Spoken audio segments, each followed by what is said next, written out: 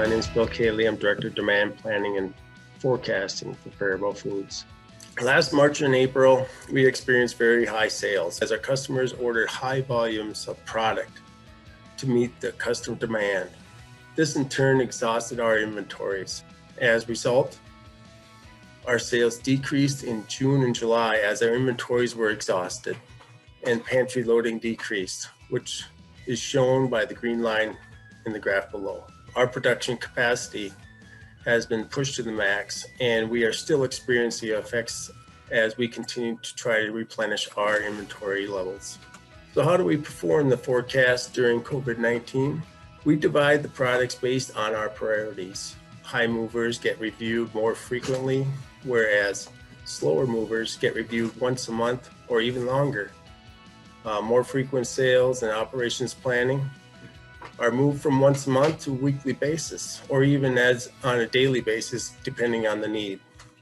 The sales force engages with the planning department. Cross-functional teams involving sales, manufacturing, planning, and the company executives were used to resolve burning issues, to determine what products we need to produce during our capacity limitations and how to allocate those products to the customers. We use a moving average for forecasting based on customer projections. We also singled out these high volume items and put forecasting manually by working with the sales to determine what these projections are on a monthly basis.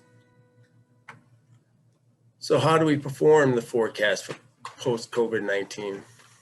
The sales during COVID-19 period are viewed as outliers, and our software system adjusts the history during that period when indicated to ignore this history. Our AI-driven tool, which is New Horizon system, mostly uses the last year's same period information while adjusting to current sales trends. The example below shows our actual history, which is the green line, along with the adjusted history, which is the red line, and last year's unadjusted history, the orange line. Now the system will use the new adjusted history to formulate the new forecast going forward without using the outliers that would skew the forecast during the March through May time period. So how does the forecast look for post-COVID-19? Once we have adjusted the history, the statistical forecast is more reasonable on older historical data and the new trends that are evolving. Now we can plan for the future periods when COVID-19 ends and we realize the new normal. So as you can see, the green line is our shipment history as of this year. The shipment history shows on the orange line, and our new forecast, the shipment forecast, you can see that it does not go along with the outliers, which is what we wanted to happen.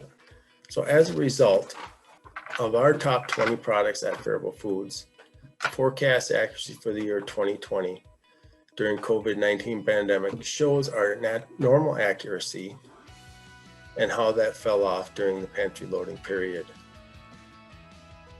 Now, putting the new forecast adjustments into place, we are starting to make our way back to our more accurate forecast as we replenish our inventory.